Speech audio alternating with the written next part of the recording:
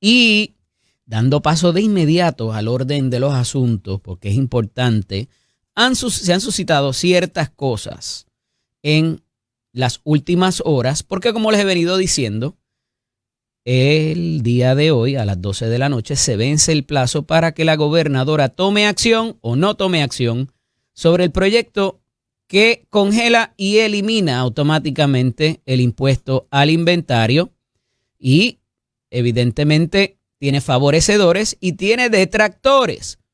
¿Y cuál sería la salida salomónica para la gobernadora?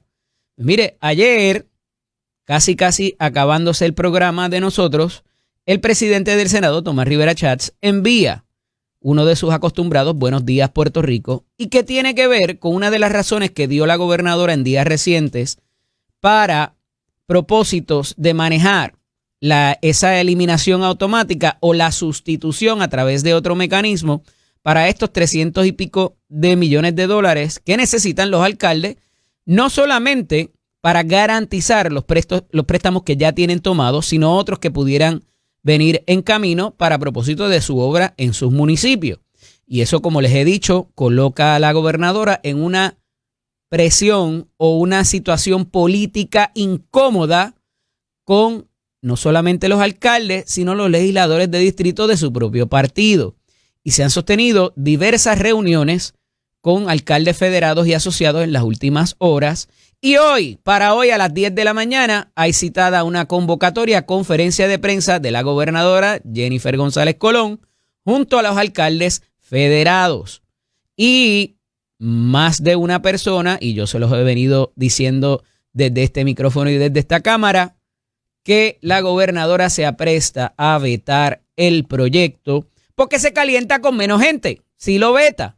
Y las razones son diversas, pero más que nada, a 301 días de mandato sería muy complicado gobernar el resto del cuatrenio con sus alcaldes y legisladores de distrito en contra. Y les he puesto el ejemplo de Alejandro Javier García Padilla en el 2014, en su segundo año de mandato, cuando tuvo la situación con Carmen Yulín Cruz, que ayer busqué un poquito de información porque se me había olvidado a qué ameritó esa situación en ese momento, y eran con unos préstamos en el Banco Gubernamental de Fomento y que no se le diera paso a Carmen Yulín Cruz de poder accesar uno de ellos. Y le viró no solamente a los alcaldes, a los legisladores de distrito, de la Cámara de Representantes particularmente, sino a otro conglomerado de personas que eran aliados de ella, y ahí se fue por el sifón la reforma contributiva o lo que era aquello del IVA, la propuesta del IVA, que hubiese hecho mucho sentido en ese momento y que los propios legisladores del Partido Popular Democrático derrotaron cuando estaban en mayoría, tanto en Cámara como en Senado. Y eso le pudiera pasar a la gobernadora con tan solo 301 días de mandato sin tan siquiera celebrar el primer año de su administración. Y mirando la escritura en la pared, con toda la astucia política que le reconozco a la gobernadora, no solamente se queda ahí porque los presidentes de los cuerpos han reaccionado a una expresión de ella directamente que contrasta, como les he dicho, con ese famoso screenshot que yo tengo guardado aquí y que le preguntaré ahorita a Tomás Rivera Schatz, porque ese screenshot fue un titular del periódico Metro del día 8 de octubre de este año, donde la gobernadora agradecía que la legislatura le hubiese aprobado el proyecto con la congelación a 3 años y la eliminación automática. Lo dice el propio titular. Luego la gobernadora dice que es difícil aprobar el proyecto de esa manera. Entonces, cuando lo agradeció, ¿no sabía lo que sabe ahora? ¿No sabía que representaba 314 millones de dólares para los alcaldes? ¿No sabía que eso garantizaba préstamos actuales y a futuro? ¿No sabía que esa eliminación iba a ocurrir automáticamente sin que hubiera que legislar más nada?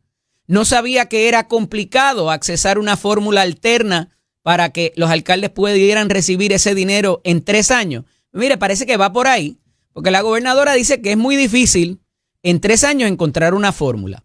Y ayer el Buenos Días Puerto Rico del presidente del Senado la encara directamente diciéndole, oye, ¿tú quieres pasar una reforma contributiva que equivale a $500 millones, y lo que queda son 19 días para legislarla.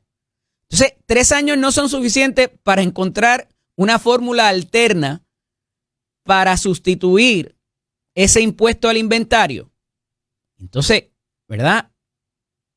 Ya la pone en una posición complicada, más allá de lo que ella dijo acerca de los alcaldes también, que les disparó su cosita cuando les dijo que ellos cada vez que vienen a pedir fondos para cosas súper de emergencia o muy necesarias, después se van de viaje, se aumentan el sueldo o celebran festivales. Dijo la gobernadora, citas textuales de ella en esta misma semana, que se ha reunido con los alcaldes federados y asociados también. Y entonces, ayer la gobernadora vuelve a insistir en el asunto y que parece que lo va a vetar, pero dice que ella no está pendiente de las redes sociales de Tomás Rivera Chats, que ella parece que tiene cosas mejores que hacer con su tiempo y que no está pendiente a lo que escribe el presidente del Senado. Y si quizás ella misma, con lo ocupada que deba estar, no está pendiente a su teléfono, tiene unos colaboradores cerca que le deben decir, mire, gobernadora, lo que acaba de tuitear o de facebookear o de instagramear el presidente del Senado. Y esto obedece, como les digo, al cuestionamiento directo del presidente del Senado acerca de que no se ha presentado la reforma contributiva. Y hay un editorial del periódico El Vocero a los efectos de que una reforma contributiva de la magnitud que propone la gobernadora, que verdaderamente no se sabe, porque no se han presentado los proyectos. Y el reloj sigue corriendo para culminar la sesión ordinaria el día 18 de noviembre. Pero, trascendida esa situación, y habría que aprobarla con 5 días antes, o sea que habría que aprobarla al 13. O sea que estamos en 14 días aproximadamente. A 2 semanas se quiere aprobar una reforma que costaría y tendría un impacto en el recaudo de los impuestos de $500 millones, dicho por la gobernadora. Y muy hábilmente el presidente del Senado la encara con esa situación. Como 3 años no son suficientes para sustituir un mecanismo que conceda los $314 millones a los alcaldes, pero sí, una de 500 da 2 semanas para tramitarla. Y el editorial del periódico El Vocero hoy va a esa misma médula, va a ese mismo mérito. En términos de que esto no se debe, como dice el americano, rushar, no se debe tratar de una manera por encimita, sino que requiere unos análisis y unos modelajes del impacto que esto tendría, mucho más cuando tienes el asunto del PAN, cuando tienes otro tipo de situaciones, la misma quiebra de la Autoridad de Energía Eléctrica que la gobernadora resalta en días recientes, y evidentemente esto tiene un impacto más de una situación. Pero pues tendremos esa convocatoria a las 10 de la mañana con los alcaldes de la gobernadora para ver cuál va a ser el futuro de ese proyecto. Y ayer hubo unas expresiones, inclusive de uno de sus colaboradores más cercanos, el presidente de la Cámara, Carlos Johnny Méndez, que debe estar con nosotros aquí en los próximos días también, y le dice que la gobernadora está en una encrucijada y que tiene 2 posibles salidas. Y dice Johnny Méndez, o le cumple el capricho a los 78 alcaldes, o acoge el reclamo de 2 millones de puertorriqueños que se afectan con este impuesto. Cita textual de Carlos Johnny Méndez, presidente de la Cámara. Y esto va consono a que, como dijo primero Tomás Rivera Chats y luego Carlos Johnny Méndez, no me traiga eso para acá de nuevo. Ya nosotros cumplimos con nuestra responsabilidad y te aprobamos lo que tú querías. Que esa propuesta varió de lo que aparece en el plan de gobierno del Partido Nuevo Progresista. Esa hubiese sido la mejor salida para Jennifer González cuando se aprobó el proyecto y dijo que agradecía a los cuerpos legislativos por aprobarlo como está. Y pudo muy bien haber dicho, mira, esto no era lo que yo quería. Y en ese momento, quizás, antes de agradecerle a los presidentes y a los legisladores de su partido, pudo haber dicho, esto de la eliminación y del cambio de 5 años a 3 años, yo creo que no vuela. y hubiese sido mucho más consistente con las propuestas o las palabras de la gobernadora, como en tantos otros asuntos, a estos 301 días de mandato. Pero la decisión es difícil, o la gobernadora veta y se congracia con alcaldes federados que tampoco están de acuerdo de esto, o con la ciudadanía que piensa equívocamente, a mi juicio, que esto va a proveer algún alivio para alguien, porque ni para los alcaldes, evidentemente, por lo que ellos mismos han manifestado en las últimas horas, ni para el consumidor que compra en los diferentes comercios, y mucho menos para el sector de comercio, que no sea algunos grandes que pueden tener la capacidad para traer más productos por todo lo que les he explicado, por el encarecimiento de los acarreos, por la política arancelaria, por la baja poblacional, por el consumo minimizado año tras año. Y entonces traer más inventario, que es lo que promueve verdaderamente esta legislación cuando se trabajó por allá en el año 2017-2018, es lo que persigue realmente. Pero esa no es nuestra realidad. Y hay unas alternativas que el propio Tomás Rivera Schatz trae a la mesa para poder sustituir, no eliminar este dinero que evidentemente necesitan los alcaldes. Una de ellas, ambas son dinero nuevo, el aumento en los arbitrios del ron que recibimos a través de la ley de reconciliación fiscal federal recientemente aprobada en los cuerpos legislativos federales. Y la otra alternativa es el IBU que se recoge por todas las transacciones que hacemos a diario de compras por internet. Es dinero nuevo que no debería estar obligado a ningún otro tipo de compromiso que no sea la partida que sale para propósitos del repago de la deuda que se negoció en el 2022. Y le ha provisto las alternativas, no hay que esperar 3 años. Me parece que por ahí va la línea del presidente del Senado y, como les dije en todos estos días, como le llevo diciendo, TikTok, TikTok, TikTok, el reloj corre. Ayer, mientras estábamos aquí también en el programa, trasciende un operativo de las instituciones federales donde se arresta a varios funcionarios, a 2 funcionarios al menos, de el Departamento de Hacienda. Y un poco la información tardó en salir, no fue como hasta la 1:30, 2 de la tarde, luego de celebrada la conferencia de prensa a las 11 de la mañana en el edificio federal, donde tuvimos más información acerca de qué se trataba esto, y trasciende, para no extenderme mucho y que pueda entenderse el esquema que había, que dicen que no culmina aquí y que pudiera venir más gente. De hecho, hay una exhortación reiterada de Steven Muldrow, el jefe de Fiscalía Federal en Puerto Rico, donde dice, mire, evite hematomas emocionales, venga para acá y llámenos, si usted fue parte de esto. Es mejor que sea cooperadora a acusado 1 o acusado 2, dice Steven Muldrow ayer desde el podio. O sea que esto no termina. Y a eso se sumó el director del FBI, Devin Kowalski, también, para propósitos de que pudieran venir más arrestos por la misma situación.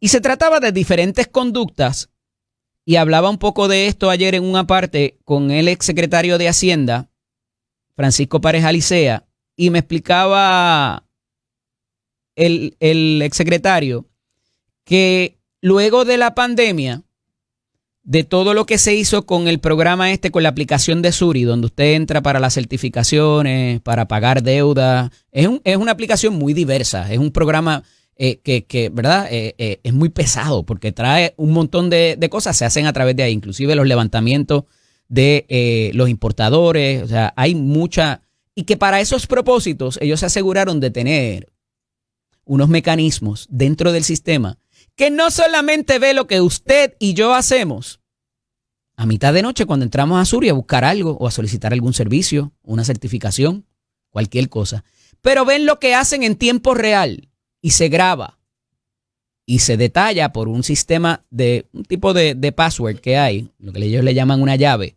de qué funcionario y con qué rango hace qué modificaciones a ese sistema. Y que después de la pandemia, me dice Paquito Pared, que eso se amplió para que haya una mejor visibilidad. Y parece que de las expresiones ayer de Ángel Pantoja, actual secretario de Hacienda, vino de adentro la información de cosas que no cuadraban. Y esta investigación llevaba años, nos dice ayer Steven Muldrow, fiscal federal, para esos propósitos y que fueron monitoreando toda esta gente. Y mire, ¿de qué se trataba esto? Cerca de 3.5 millones de dólares desde noviembre del 2021 hasta abril del 2025 se llevó a cabo la investigación. Los funcionarios de Hacienda fueron Javier Relta Lebrón y Harry Muriel Falero. Y hacían registros contributivos falsos con el propósito de eliminar o reducir deudas contributivas de varios coacusados. Mire, esto es lo mismo que pasaba en el SESCO. Le borraban las multas a la gente. De lo que me dicen, de la información que tengo, pudiera agravarse porque también hay unas situaciones donde se alteraba, escúcheme bien, las cantidades que usted generaba en la contribución sobre ingresos. Que decía que si usted se ganó 30, pues aparecía que se ganaba 50, 60 o 100 mil. Y usted puede decir, ¿para qué? Si me van a cobrar más en impuestos. Pues porque había cierta gente que parece, de la información que tengo, vuelvo y repito, que estaban solicitando préstamos a la banca comercial y que querían representar una realidad que no era la de cada cual para propósitos de que el banco le prestara dinero. Y esos son delitos apartes y distintos y con unas consecuencias muy serias. Pero eso todavía queda ahí, mire, en la hornilla. Y es por eso que Steven Muldrow dice ayer, como en todos nuestros casos, exhortamos a los que están involucrados en estas actividades ilegales y a otros a no esperar a que lleguemos a entrevistarlos o a arrestarlos en sus casas. Llame al FBI. Es mucho mejor ser persona A y no acusado número 1. También invitamos a todas aquellas personas que tengan información o sepan de otros que han incurrido en este u otro tipo de esquemas a que llamen a las autoridades y hagan la denuncia. Hasta ahora, como les dije, se suman 3.5 millones de dólares y utilizaban WhatsApp y Apple iMessage para coordinar y presentar la información falsa ante Hacienda. Y evidentemente, como les digo, habían unas personas adentro que eran los que tenían el acceso para cambiar esa información, que inclusive era las W2, lo que les estaba explicando. El comprobante de retención de ingresos que todos recibimos en todos los eneros para poder llevar a cabo nuestra responsabilidad contributiva en abril. Dice que en otros casos individuos recibieron reintegros que no le correspondían por esos dos empleados por el concepto de hijos que no existían también. Este caso es el resultado de varios años de trabajo cuidadoso. Los contribuyentes pagan sus impuestos como se supone y a los programas y agencias que nutren de los recaudos de impuestos. Ese dinero nunca debió tocar los bolsillos de estos criminales. Esto sigue siendo una investigación en curso. Han sido muchísimos meses, muchísimo tiempo de colaboración, dijo Ángel Pantoja. Y la gobernadora añade, la corrupción no se puede permitir en ninguna de sus etapas, ni con funcionarios públicos, ni con funcionarios de carrera o empleados que están en divisiones que tienen acceso a información o que pueden ayudar a aprovecharse económicamente por el conocimiento de las funciones que realizan. Así que yo me siento bien contenta de este ataque directo a este tipo de corrupción que generalmente no se ve, pero que mucha gente sospecha como que hay algo raro ahí. ¿Recuerdan las manifestaciones de Raúl Maldonado de que en el Departamento de Hacienda específicamente había una mafia institucional? Se refería a otras cosas, pero también habló en su momento de la gente que borraba deudas o los planes de pago también incidían sobre eso. Quizás en ese momento no había la tecnología que hay ahora, que por eso les relato lo que ayer me dejan saber varias personas que tienen que ver con este tipo de procesos en el Departamento de Hacienda, entre ellos el exsecretario Pareja Licea, con quien brevemente coincidí ayer en Jugando Pelota Dura. Veremos a ver qué pasa aquí, pero las expresiones de la gobernadora son muy, muy, muy interesantes. Y les voy a explicar por qué. Porque hay otro suceso que tiene que ver con la Fiscalía, las autoridades federales, particularmente el FBI, y que parecen envolver a la gobernadora. No brinque, no se le derrame el café. Esto tiene que ver con otra persona que alegadamente había tenido problemitas con la justicia y que solicitan una orden para allanar su residencia, porque cuando uno tiene problemas con la justicia no se supone que usted tenga armas de fuego legalmente, con un permiso legalmente concedido.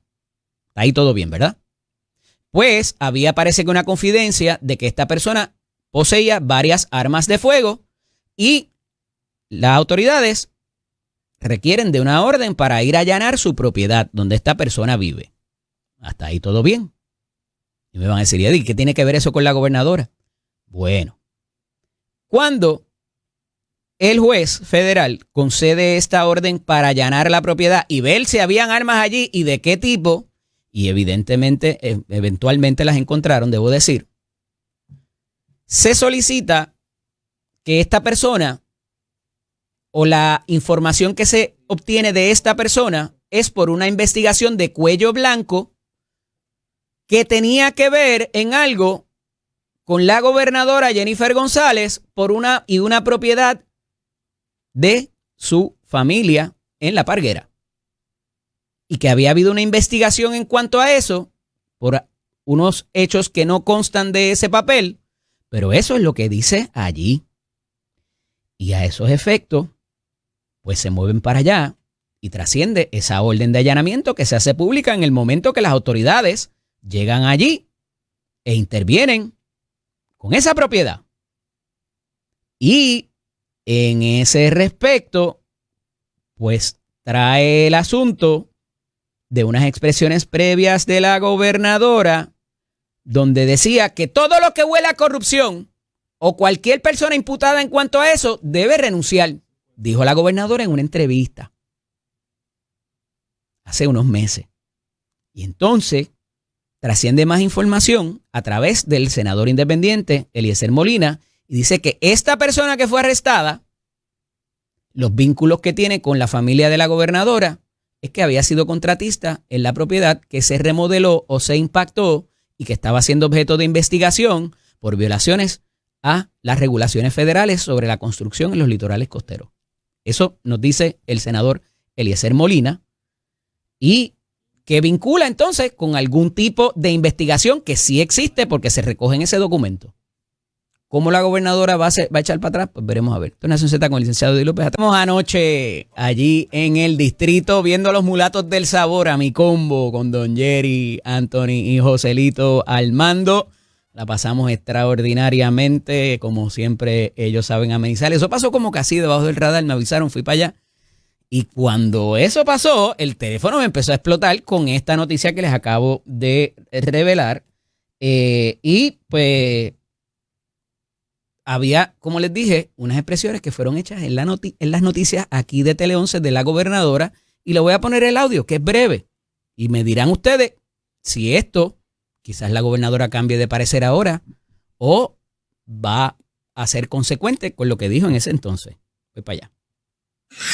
En mi caso, asqueante, vergonzoso y aquellas personas que todavía no han sido procesadas, pero que estén señaladas, imputadas, que sabe quiénes son, renuncien y permítanle al pueblo tener un servicio. Eso dijo la gobernadora. Cosas vergonzosas. No tienen que ser acusados. Con ser incluidos, ya deberían renunciar.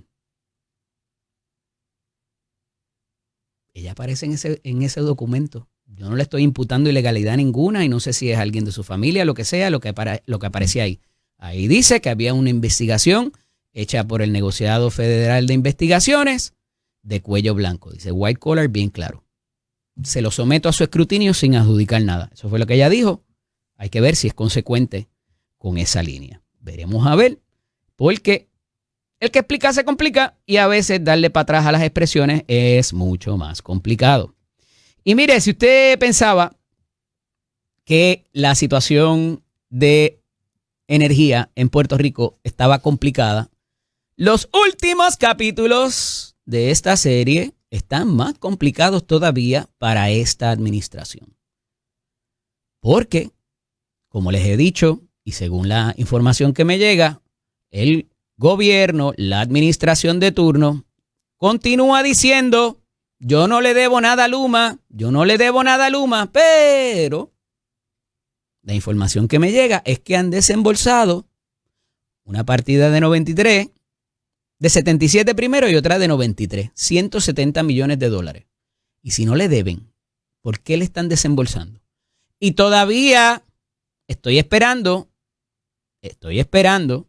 que presenten no las gráficas bonitas, sino las transacciones bancarias de esos desembolsos. No se lo quieren proveer a la Junta de Supervisión Fiscal y mucho menos a las dos comisiones de gobierno de Cámara y Senado que están investigando sobre esto.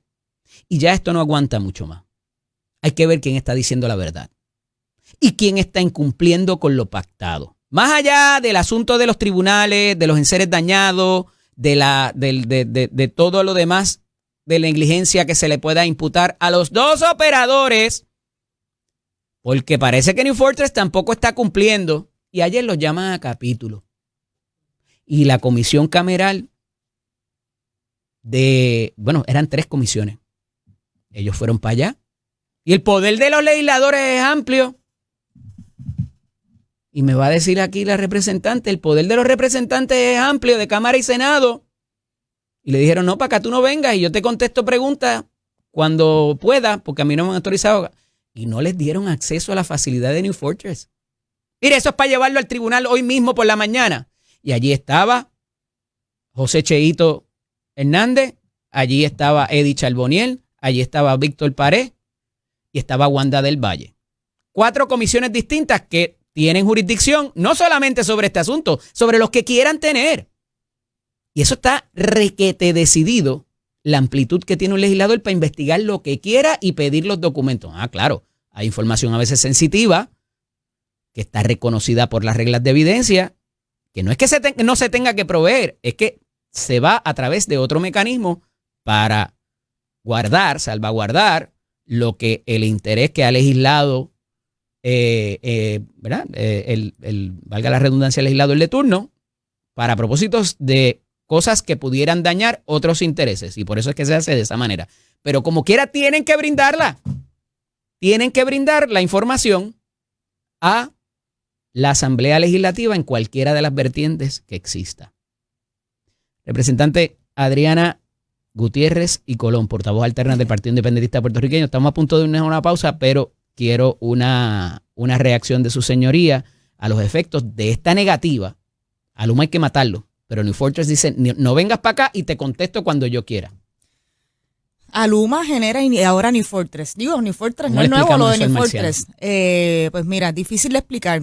Precisamente cuando se trata de una vista ocular, que el objetivo es que se le abra el espacio para las instalaciones, para ver qué es lo que está sucediendo ahí. Ese es el propósito principal de esta vista ocular. Y particularmente el asunto de las barcazas. Así y si están contratando los remolcadores. Estos legisladores iban tras de eso. Claro, porque esta es la controversia que ya hemos estado discutiendo desde hace unos meses con el asunto que tiene que ver con las barcazas y que New Fortress quiere economizarse con unas barcazas más pequeñas, pero que... Para ellos, no para pasárnoslo a nosotros en la factura. Claro. Igual que con Luma, ¿verdad? Y con lo que sucedió en las vistas públicas. Aquí hay un problema de liquidez de estas privatizadoras, pero con el asunto de las ganancias netas que obtienen, con eso no hay ningún tipo de problema. Y esto es parte de lo que se está viendo en esta controversia con New Fortress, y es terrible que en esta vista ocular no se le haya dado la información ni el acceso a lo que eran los objetivos principales de la misma. Yo no tuve la oportunidad de estar por otros compromisos que tenía, pero sí espero que esto no se quede ahí y que en efecto se cite, ¿verdad? Como creo que fueron las expresiones de algunos de los miembros de las comisiones, me parece que el propio Víctor Pared de la Comisión de Gobierno, de que se van a citar bajo juramento, como ha sucedido con Luma. A veces, ¿verdad? Como fue en la vista pública pasada, hay información que todavía no tenemos. aunque hayan sido citados con Luma, hay muchas preguntas, interrogantes que quedan en el país. Con New Fortress, pues espero que no suceda lo mismo, pero que hay que citarlos y que hay que exigir esa información como parte precisamente de esos derechos y responsabilidades y deberes, no solamente derechos, es que para eso estamos los representantes y los legisladores y por eso es la función de investigar y de fiscalizar. Y, ¿verdad? Yo siempre con este asunto que tiene que ver energético, siempre tengo que levantar la bandera del efecto que ha tenido la privatización del sistema y esto es uno de ellos. Si no hubiera una privatizadora entre medio, el acceso a esta información no estaríamos teniendo los mismos obstáculos que estamos teniendo. El sistema sigue corriendo en pérdida. Al presente. Claro, así mismo es. Decía Paquito Párez en estos días que es un sistema que lleva años corriendo en pérdida de $1 billón anual. Así es. En un monopolio que no tiene competencia, por definición, por autodefinición, y entonces aquí no pasa nada. Así es. Entonces, mire lo que le traigo. Hay alegados incumplimientos de los dos operadores. Y le pregunto, ¿verdad? Ya yo lo he adjudicado con todas estas noticias que hemos tenido recientes, pero no entiende que hay un trato distinto para Luma que para Congenera. Porque a Genera hay que aumentarle el contrato a los chavos a más tiempo. Y aquí no ha pasado nada. No se les ha amenazado con cancelarle contrato. Sí, pienso que la mira pública y desde el ámbito político ha estado muy enfocada en el aspecto de Luma, ciertamente. ¿Y por qué Genera hay que como que protegerlo? No hay que protegerlo, no debería ser así, pero ciertamente puedo coincidir contigo, Eddie, en que ha habido quizás un trato distinto. ¿Será por razón de los inversionistas locales que tienen intereses en ese consorcio? Lo dices tú, pero... Le pregunto, no, sí, yo no estoy adjudicando. Pero es que siempre, ¿verdad? Siempre ha sido uno de los señalamientos del inversionismo político y cómo esto tiene consecuencias a la hora de fiscalizar precisamente estas compañías que se contratan, siendo Genera un buen ejemplo de esto.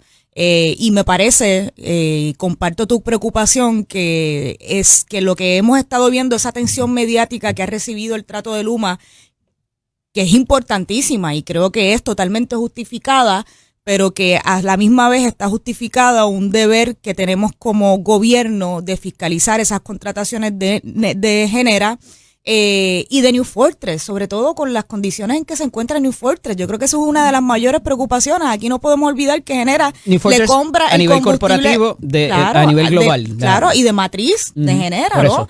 Siendo Genera, imagínate, le compra... un problema serio financiero a nivel mundial. Está a punto de la quiebra. Por unas inversiones y Puerto que hicieron en Rico Brasil, está haciendo más o menos el rescate financiero de esta compañía al punto de la quiebra. Wow. Y es una compañía que Genera le compra el propio gas a New Fortress y que a su vez controlan los muelles donde entra este combustible. Y vemos también un conflicto de intereses muy potencial, ¿verdad? Al punto, representante, que la noticia de ayer por la noche, Luma Energy advierte sobre relevos de carga por falta de generación.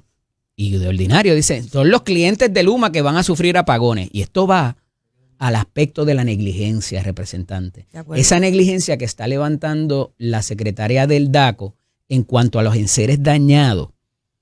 Y yo decía aquí ayer, y he venido sosteniendo la doctrina de manos limpias, cuando uno va al tribunal a reclamar cualquier cosa. Y no le estoy escribiendo que haya mala leche ni malicia a la secretaria del DACO, pero la administración en la manera que se ha comportado, evidentemente, más allá de tener un trato distinto con Luma que con Genera, hay una situación de alegado incumplimiento por falta de pago para operar.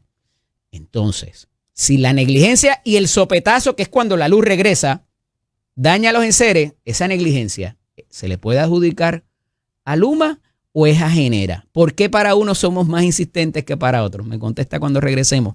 Esto es Nación Z con el licenciado Eddie López. Continúo dialogando con la portavoz alterna del Partido Independentista Puertorriqueño en la Cámara de Representantes, la representante Adriana Gutiérrez Colón.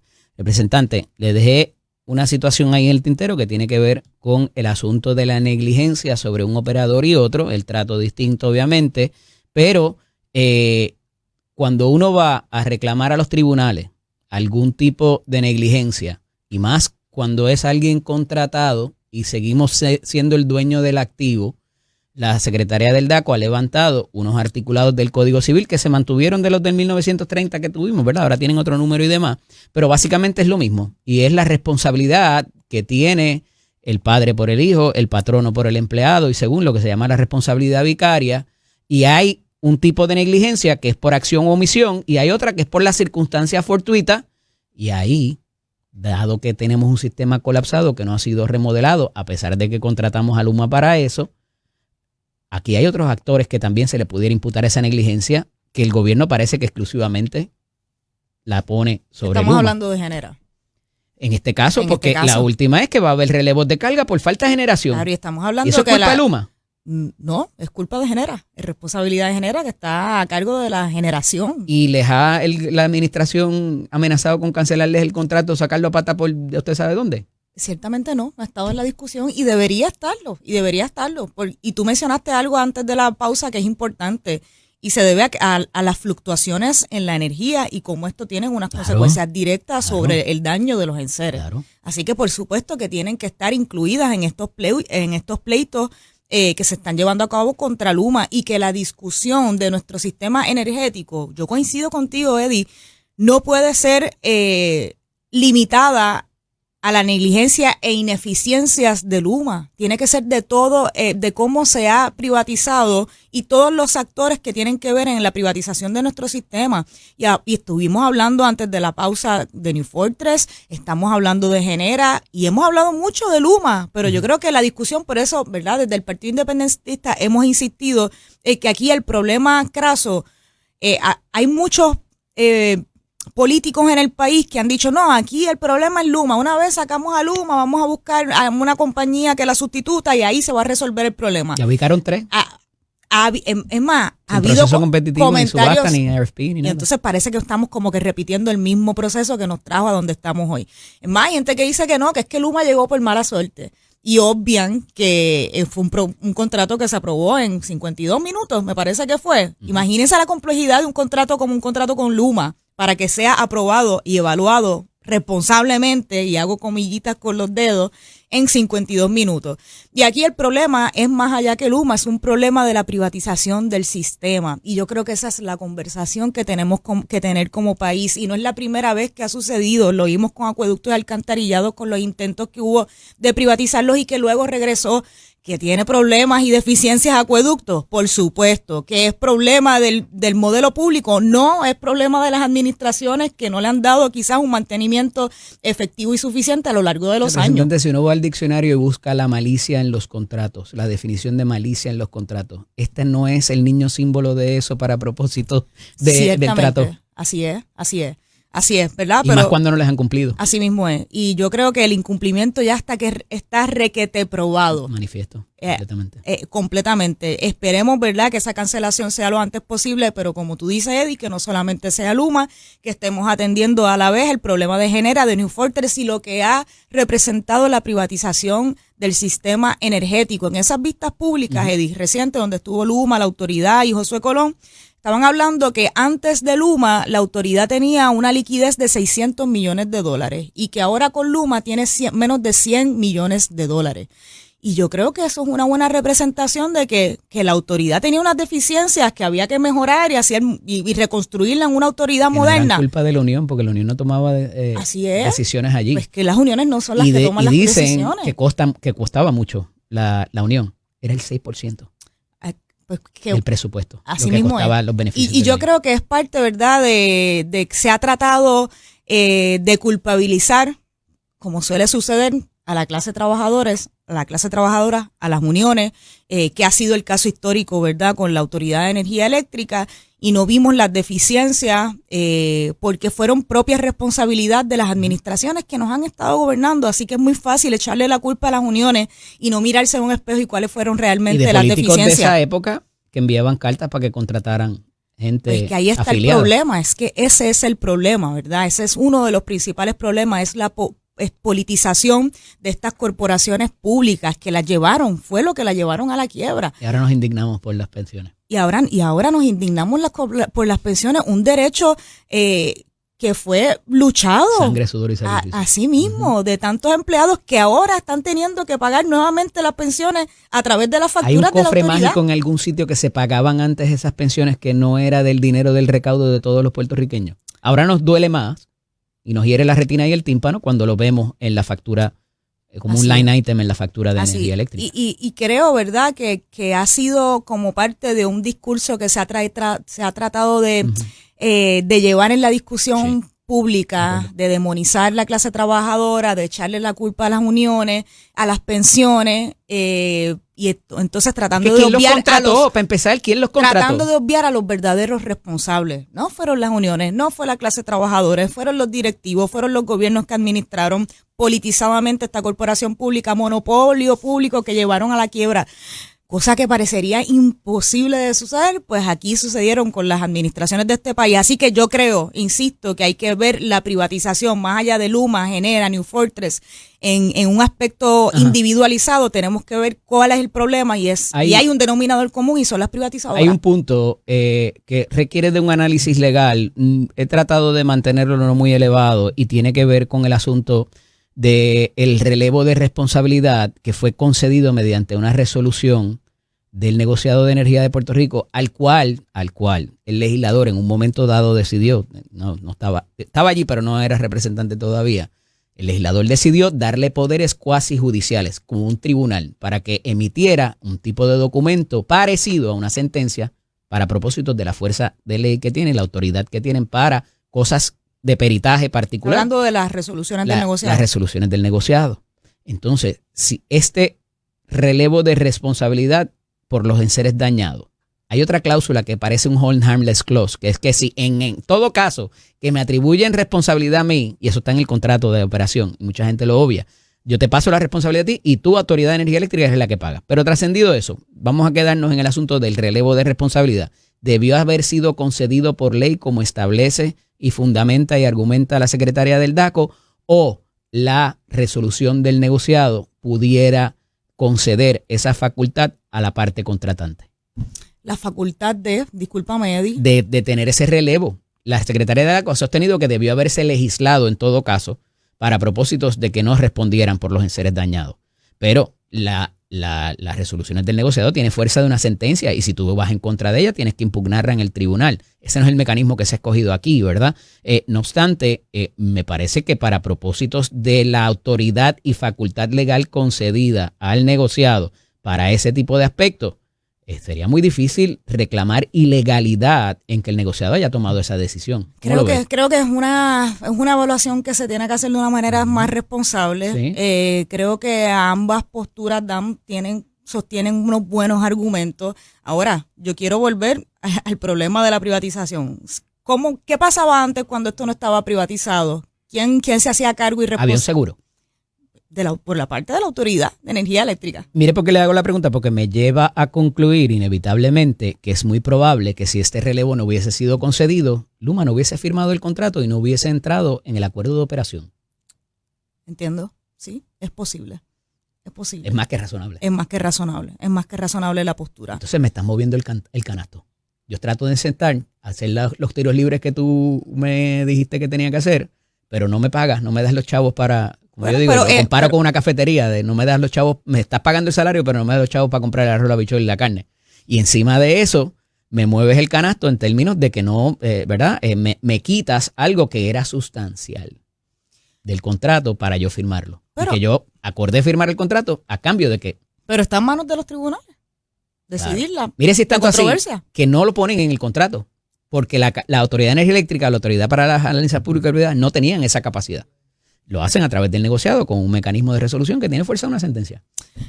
Y que es parte, yo creo que lo que tenemos que revisitar también de esa ley del negociado de energía y esos poderes que tiene. Claro. Y que precisamente, ¿verdad? Fueron citados y al finalmente no pudimos hacerle, en la Cámara de Representantes, sí en el Senado, en la Cámara no pudimos hacer las preguntas, pero creo que es parte importante de legislativamente dentro de los poderes que tenemos, ¿verdad? Y podemos hacer desde la legislatura, es revisitar esos poderes y esa ley del negociado que ha dejado mucho que desear. Representante, agradecido que estuviera acá con nosotros. Nos vemos el jueves que viene, Dios mediante. Usted no se mueva de ahí, que por ahí viene el presidente del Senado. Y me parece que va a tener mucho que decir en cuanto a los sucesos de las últimas horas y lo que queda por venir.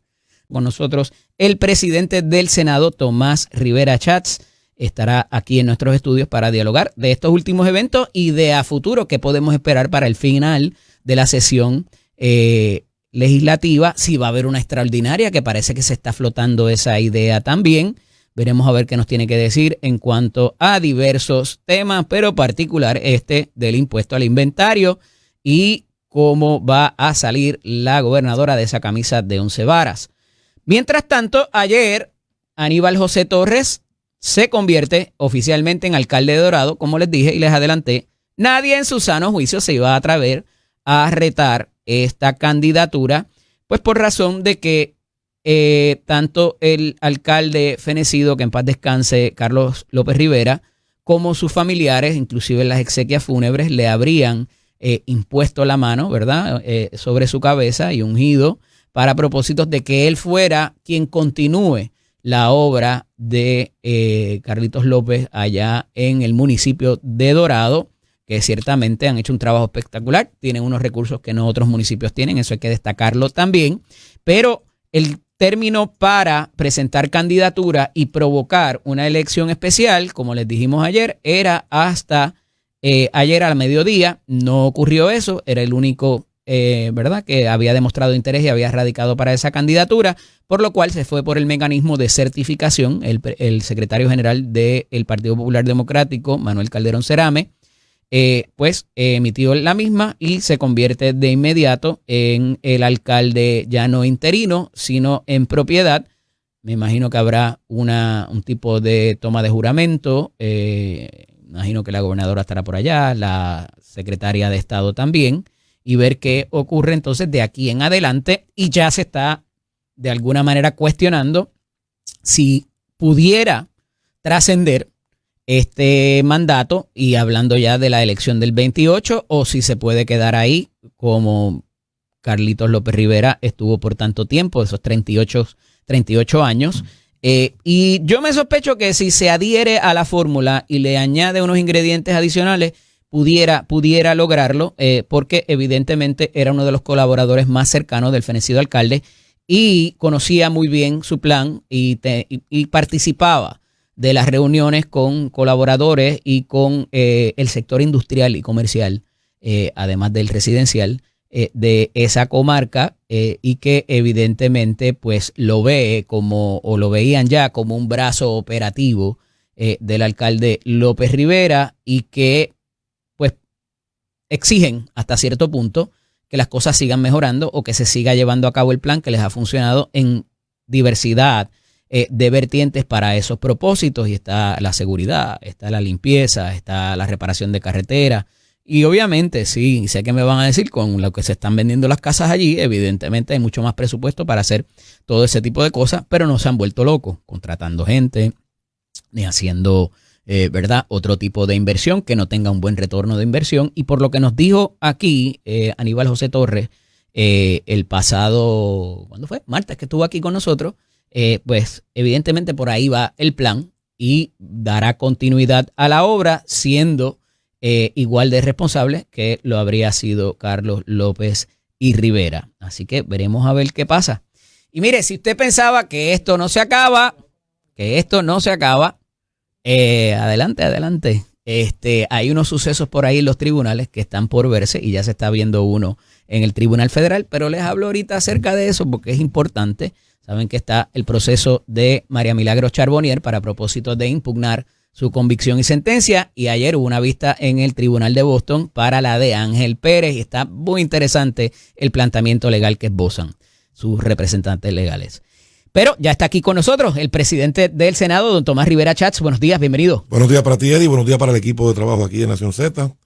Le agradezco a Nación Z y a Tele 11, ¿no?, la oportunidad que me dan de compartir con todos ustedes. Gracias. Presidente, han sido unos días, ¿verdad?, o unas semanas más bien, de muchas citas directas para propósitos de cómo se va a manejar una situación que ha unido a los 78 alcaldes en una posición. En cuanto a lo que se probó en Cámara y Senado, no es bueno ni para los alcaldes, ni para los comerciantes, ni mucho menos para el consumidor. El programa de gobierno, ¿qué indicaba del PNP? ¿Qué indicaba en cuanto a la propuesta para el impuesto al inventario? Bueno, la propuesta de la plataforma de gobierno, en esencia, lo que decía era que se iba a congelar por 5 años con miras a eliminarlo. Hablaba de eliminación el programa de gobierno. Con vías a eliminarlo, ¿verdad? Uh-huh. Así que eso es lo que establecía el programa de gobierno. La gobernadora de Puerto Rico presentó un proyecto de administración, que es el proyecto de la Cámara 420, que tiene una equivalencia en el Senado, pero se atendió el de la Cámara. Y en ese proyecto que ella presentó no hay sustituto. Sencillamente dice, lo congelamos y en 5 años veremos, ¿verdad? Cómo lo eliminamos. Eso desde la perspectiva de la Asamblea Legislativa, pues no atiende ni resuelve definitivamente el problema, ni le da certeza en términos de la planificación que tienen que tener los comercios, los gobiernos municipales y por supuesto el Estado, el gobierno central. Así es que de 5 se reduce a 3, incluyendo dentro de la medida unas fechas específicas para que la Asamblea Legislativa identifique alternativas que permitan, de nuevo, que tanto los gobiernos municipales como las empresas, como el gobierno estatal vaya planificando la salida de este impuesto. Así que a eso se reduce. Yo he escuchado gente decir, bueno, que es que 3 años no es suficiente para buscar una alternativa. Ese fue su Buenos Días Puerto Rico de ayer. De ayer, correcto. Pero entonces, ¿cómo se pretende en apenas unas semanas o tal vez un mes y medio? 2 semanas para el último día de aprobación de medidas. Podría convocarse una extraordinaria. O sea, ¿cómo se pretendería entonces en un par de meses atender una reforma contributiva que la propia Fortaleza ha dicho que cuesta 500 millones? Así que no es correcto decir que se está dejando a los municipios sin dinero, porque se está congelando por 3 años. Y hay un espacio de 3 años donde los gobiernos municipales van a estar recibiendo exactamente la misma cantidad por concepto del impuesto al inventario, permitiéndole a ellos hacer los ajustes y buscar las alternativas, como también permitiéndoselo a la empresa y el Estado. Decir que una determinación que va a entrar en vigor dentro de 3 años afecta a la reforma contributiva, bueno, pues yo no creo que es de todo correcto, ¿verdad? Esa es mi opinión. Porque es un costo que va a ir viéndose más adelante, ¿verdad? Luego de los 3 años. Habría que examinar de dónde se van a sacar los 500 millones que va a costar, según la Fortaleza de la reforma contributiva, pero... ¿A usted le conste ese análisis de impacto fiscal todavía no ha llegado? Por lo menos no nos lo han entregado. Posiblemente lo han hecho, pero por lo menos a la Cámara y al Senado no se lo han entregado. Así que hoy creo que la gobernadora en Fortaleza citaron a los alcaldes federados y asociados. Me imagino que dirán que lo van a vetar. ¿No lo citaron para allá? No, porque es un tema de los alcaldes y ellos tienen claro cuál es nuestra postura. O sea, yo escucho a gente decir, es una elección difícil, hay que ponderarlo. Claro que sí. Entonces, ¿qué ponderación hay en posponer una decisión para 5 años? ¿Qué ponderación hay? Pues yo no creo que ninguna, ¿verdad? Si hay ¿Posponerlo para 5 años sería patear la lata? Es patear la lata, sin lugar a dudas. Si hay una legislación que lo establece en 3 y pone una fecha para atenderlo, ¿verdad? Específicamente para buscar alternativas, y además se han presentado varias alternativas. Los fondos del Puerto Rico Trust Fund, lo nuevo que llega del arbitrio de ron, el tema de los Airbnb, un proyecto que presentó el compañero alcalde de Orocovis, que es el presidente de la Junta del CRIM, que también atiende, sí, que es el proyecto del Senado 824. Hay 2.4 billones también en una cuenta que la Federación de Alcaldes pidió en un proyecto, me parece que es el proyecto del Senado 98, para que se utilicen. Y los fondos de compras por internet, del IBU. Y entre otras cosas. Así que, como ves, en cuestión de semanas hay varias alternativas que... Más allá de eso, usted destacó ciertas incompetencias o ineficiencias del Centro de Recaudación. Sí, sin lugar a dudas. Que con lo que tienen legislado ya, no están haciendo para cobrar. Bueno, hubo un compañero alcalde que en un programa de televisión dijo que le costaba $1 millón, más o menos $1 millón, la eliminación del impuesto al inventario. Y cuando le preguntaron cuánto dinero usted no ha cobrado que pudo haber cobrado el CRIM, 10 millones. O sea, si fuera eficiente en un 10% nada más en el cobro de esa deuda, ya tiene atendido, ¿verdad? Esa cantidad. Pero de nuevo, esto no se trata de una guerra política ni de una guerra con los alcaldes. Yo creo que los alcaldes no parecen estar molestos ni con usted ni con Carlos Johnny Méndez por lo que aprobaron. No. Se desvió esa propuesta, incluyéndole la voluntariedad, incluyéndole la eliminación automática. Claro. Presidente, ¿y qué fue lo otro que se le... Bueno, esas dos cosas particularmente que parecen desviarse de lo que dice el programa del gobierno del Partido No Progresista. ¿Los alcaldes no se molestaron con los legisladores por aprobarlo de esta manera? No, hay una diferencia de opinión, ¿verdad? Y de nuevo, todos nos sometemos al escrutinio público. Los alcaldes, los legisladores y la gobernadora. Claro. Y al final del camino, esto no lo van a decidir 78 alcaldes. No lo va a decir la gobernadora, no lo van a decir 70 y pico de legisladores. Lo va a decir el pueblo de Puerto Rico, en unas urnas, en una primaria, en unas elecciones eventualmente, ¿verdad? A base de los resultados, a base de lo que se consigue con la gestión que se hace. Así que hay decisiones difíciles que tomar. pero se requiere valentía política, ¿verdad? Aquí se habla mucho de, bueno, es que no hay la voluntad política porque tienen miedo a las consecuencias. Bueno, esta es una de esas cosas. Y la Asamblea Legislativa demostró que está poniendo por encima, ¿verdad? La decisión correcta, la forma clara de cómo buscar alternativas frente a una que lo que pretende desde mi punto de vista es dejar las cosas en pausa a ver qué ocurre más adelante. Y esas no son formas de solución. Presidente, yo he destacado aquí, y sé que usted lo ha visto, una expresión de la gobernadora que recoge este titular del periódico Metro del día 8 de octubre. Bueno, sí, la gobernadora, nosotros nos reunimos un sábado con ella, el presidente de la Cámara y yo, y se habló de la aprobación del proyecto de la Cámara 420. De hecho, los asesores de Fortaleza están allí con nosotros todo el tiempo. Así que sí sabían lo que contenía el proyecto de la Cámara 420 y la gobernadora nos lo agradeció públicamente. Ese es el récord. Si luego cambió de opinión, bueno, eso también es válido. Hay gente que puede cambiar de opinión, ¿verdad?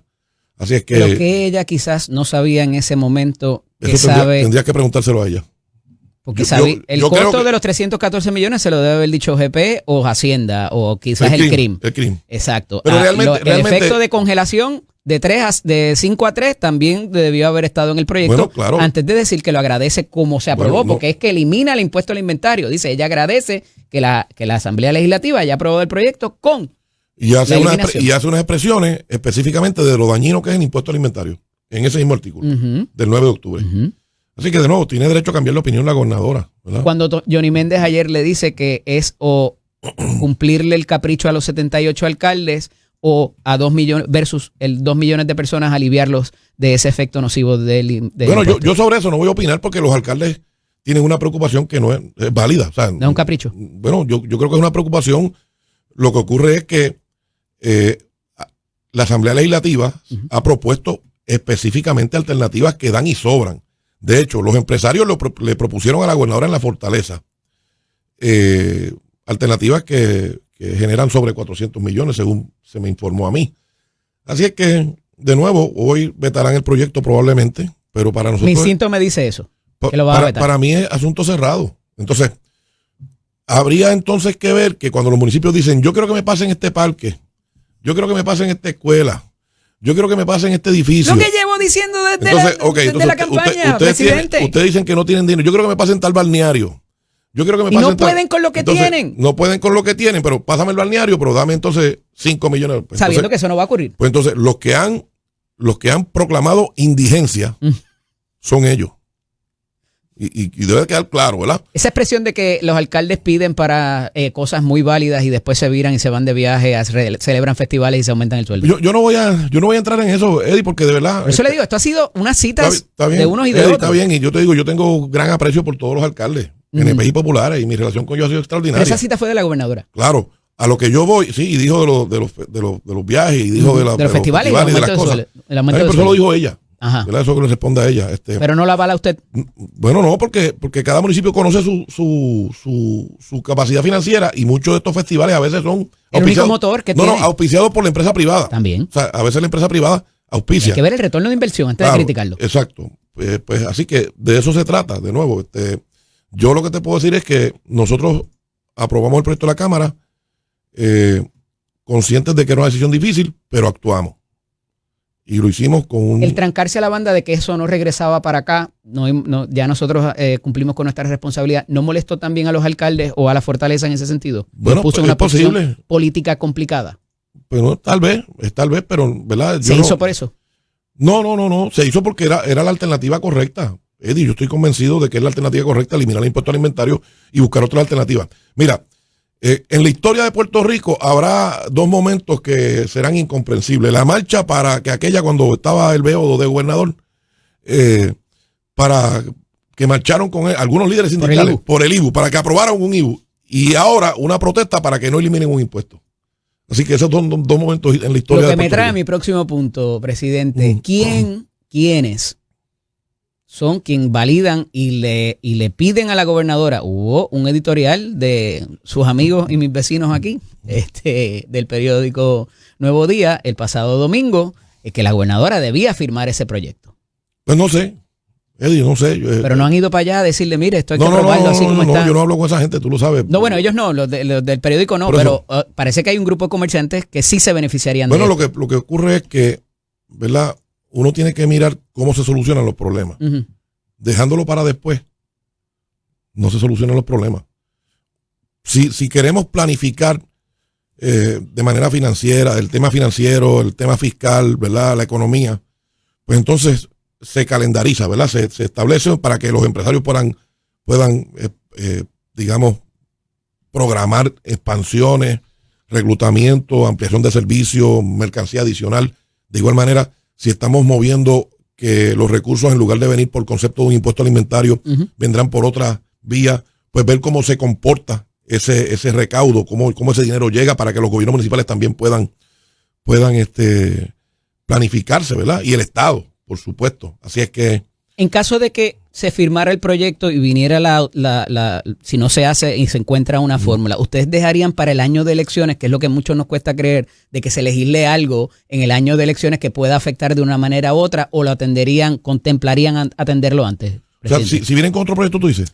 No, en términos de que ella firme y bueno, venga la cancelación a los 3 años, que nos pondría en el año 28, y evidentemente hacer ese proyecto. Lo que pasa es que el proyecto si le va a doler a los alcaldes para una campaña. No, lo que pasa es que el proyecto dice que en el 2026 26 hay unas fechas, ¿verdad? Uh-huh. Que establecen para actuar, Claro. ¿verdad? Para actuar.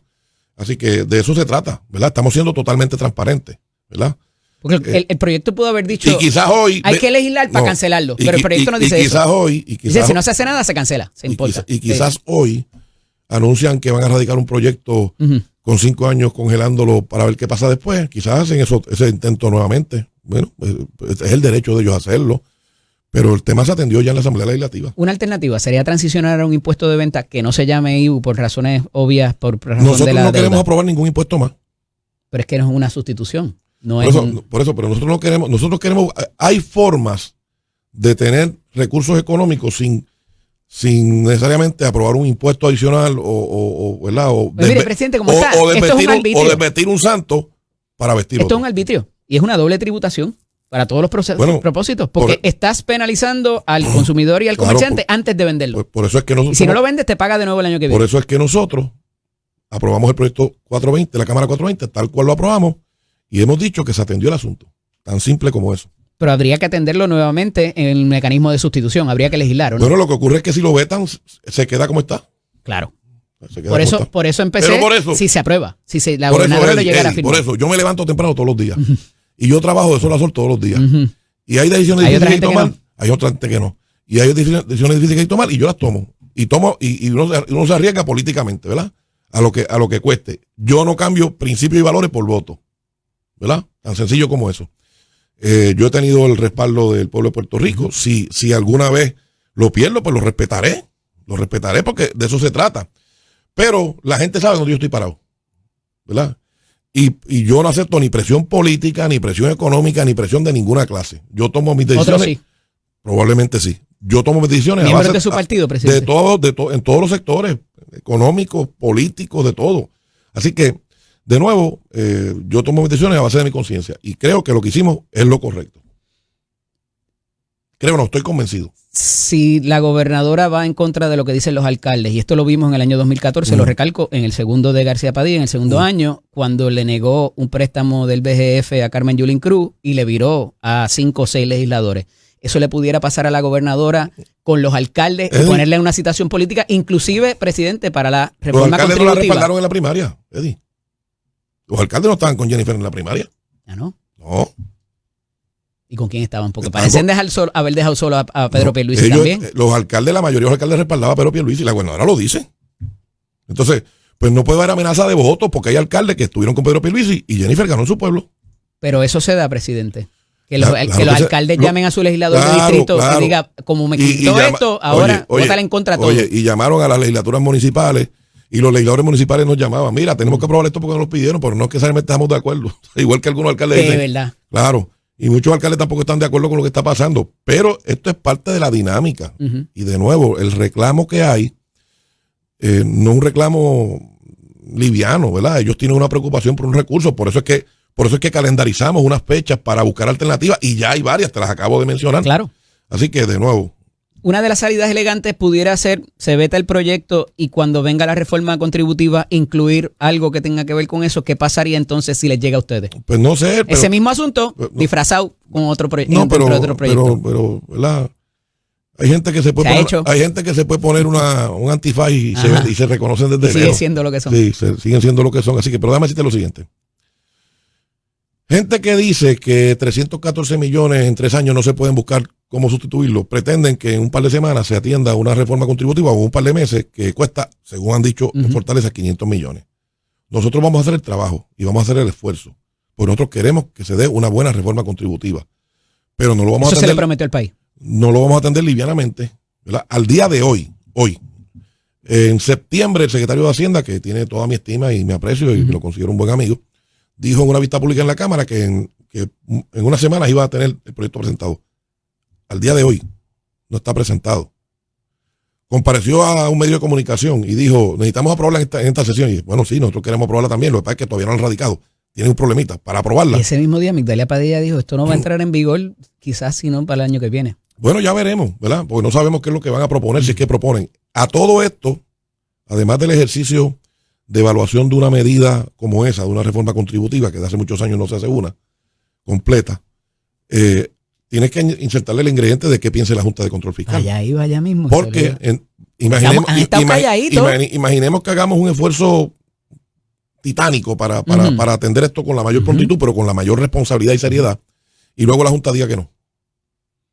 Porque han guardado silencio, entiende usted. No sé. En este respecto, porque cuando era de los beneficios de los empleados públicos y privados, lo tengo claro. Y que se vayan de Puerto Rico. Pero fueron muy vocales cuando los beneficios adquiridos de los empleados. Por eso, que no tenían necesariamente que ver con yo hago mi trabajo bajo la luz del sol.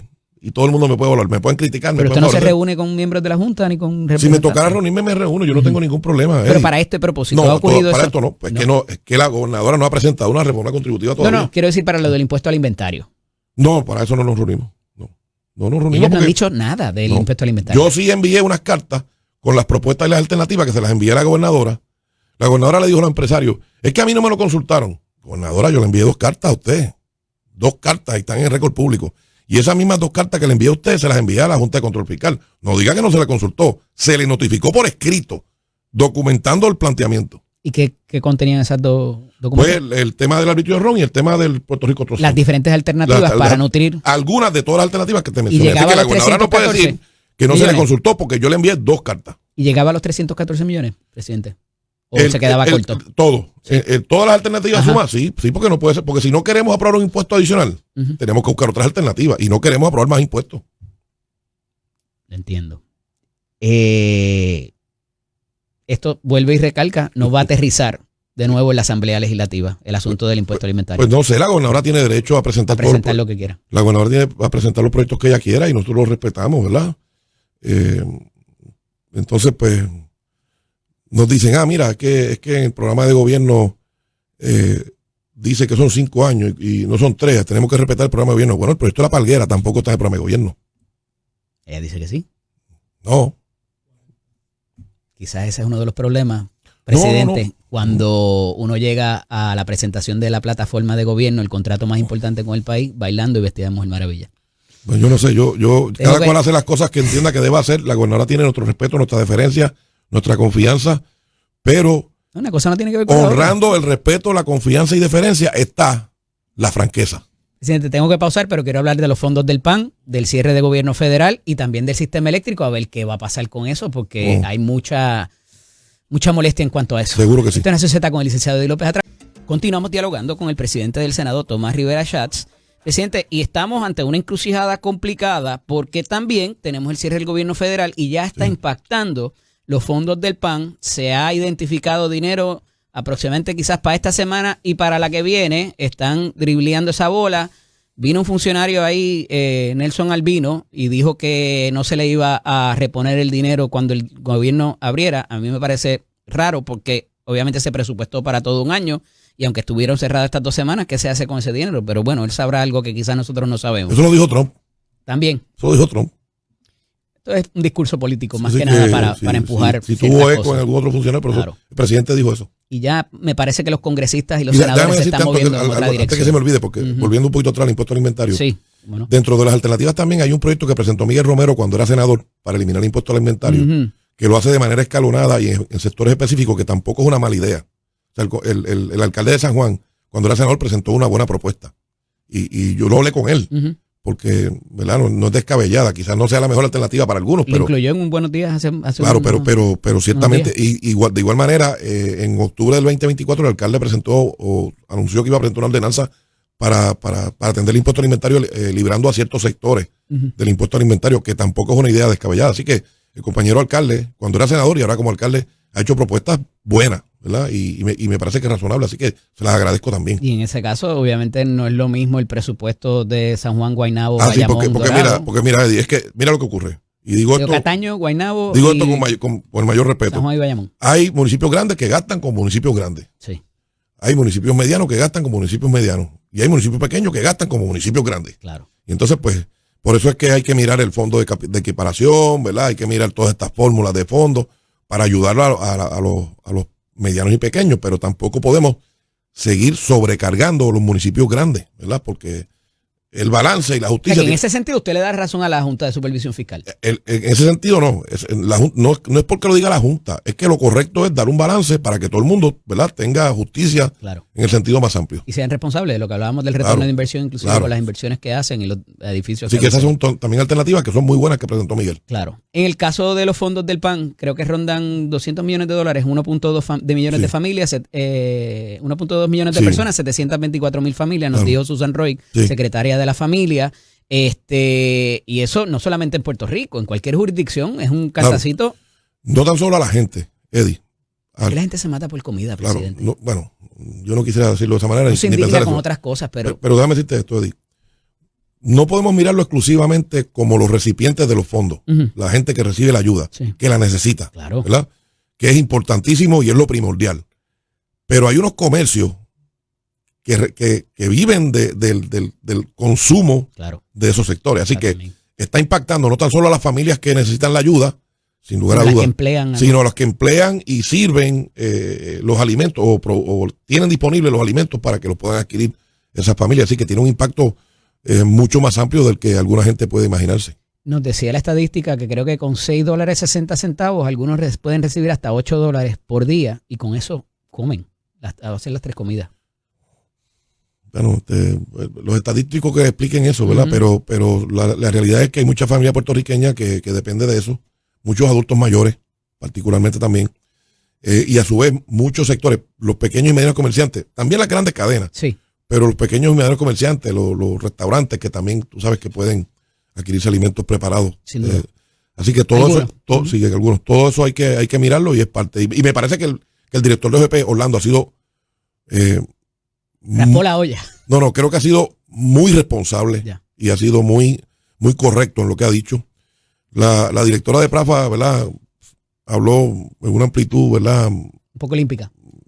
Olímpica, medallista de oro, pero creo que Orlando ha sido muy correcto, muy cauteloso, igual que la gobernadora. En ese tema, los dos han sido muy cautelosos y muy prudentes en el manejo de esa información por lo sensitivo que es. ¿Qué debiera pasar, presidente? Hay un proyecto hasta de Yoyi Navarro que dice para eliminar el IBU en alimentos preparados, para aliviar de alguna manera no solamente a los del fondo del PAN, sino también cuando a los Yoyi logre que lo aprueben en la Cámara, yo lo atiendo en el Senado. Claro, pero digo propuestas que puedan quizás... Sí, claro, y podemos proponer que subir los sueldos y bajar los precios y que nadie pague contribución y que la luz sea gratis y el agua y todas esas cosas, pero todo cuesta. Salgan y hagan sus apuestas a ciudadanía. Y no con eso estoy menospreciando ninguna alternativa, pero hay una realidad fiscal y económica, ¿verdad? Porque tampoco puede ser festinado, ¿verdad? Las propuestas tienen que ser basadas en datos que permitan que se logre alcanzar ese objetivo. Presidente, ¿qué pasó con lo de Pritz? ¿Con el director de Pritz o los contratos, la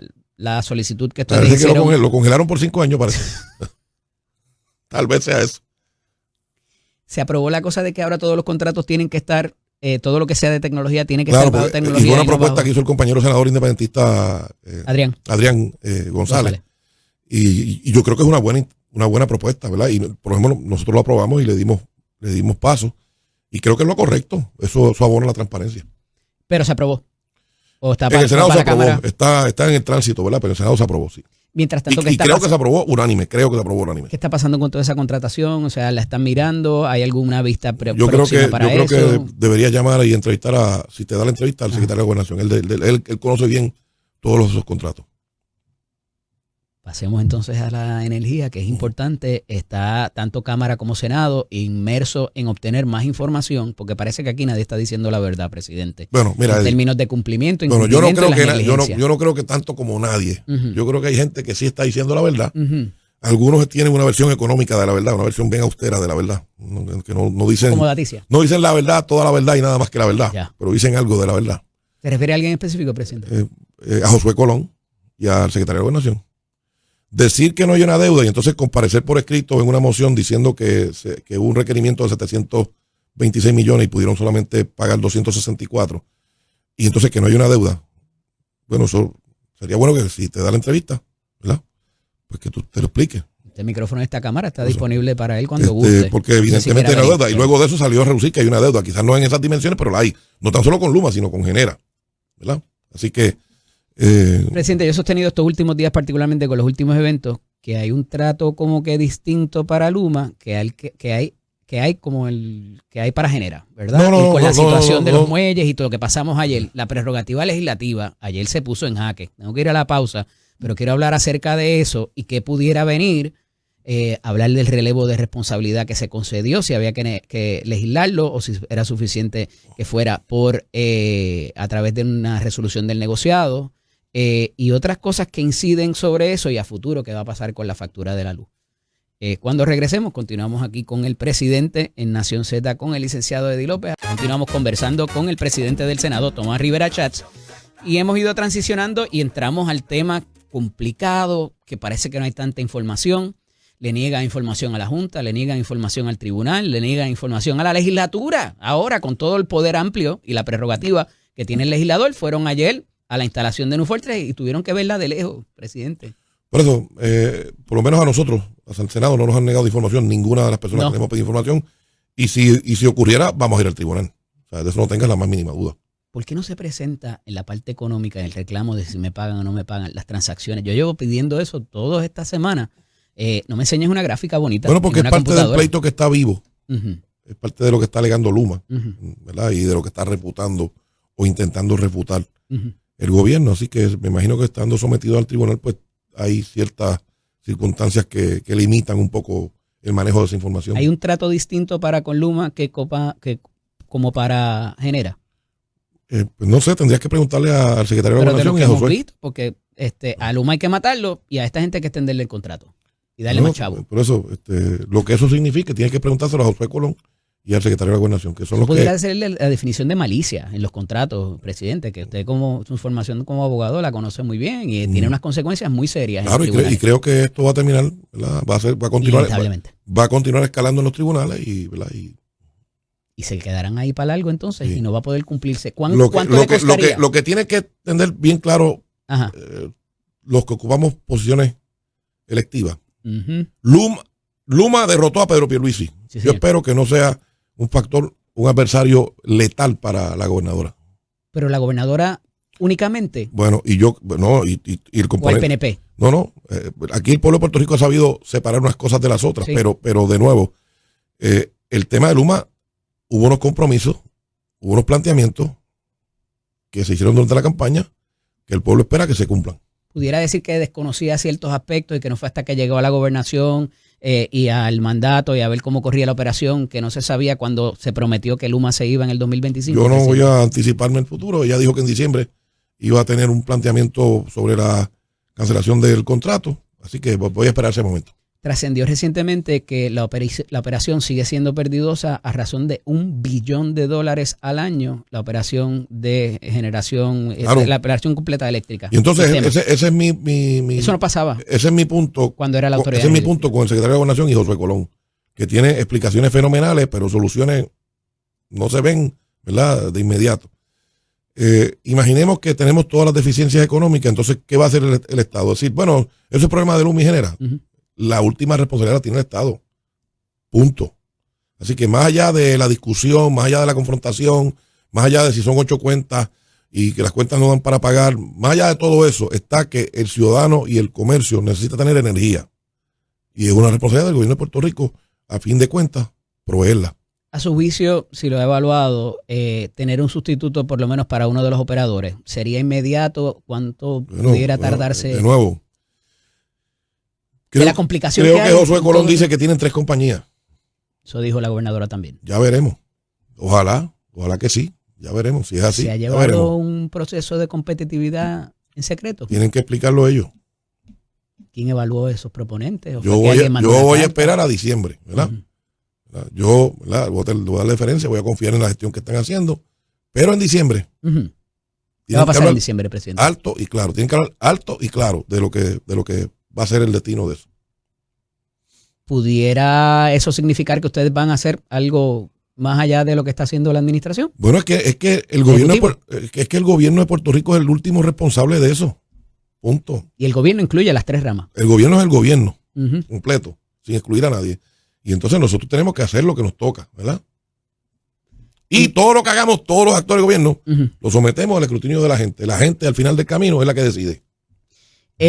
La legislatura, el legislador, ¿verdad? Como concepto, decidió darle unos poderes al negociado de energía. Sé que recientemente se ha propuesto removerle ciertos de esos poderes. La realidad es que se le dio un poder cuasi judicial para llevar a cabo resoluciones con fuerza de sentencia de ley. Y dentro de esa facultad se emitió un relevo de responsabilidad que la secretaria del DACO a su vez está contendiendo en los tribunales, que eso había que legislarlo.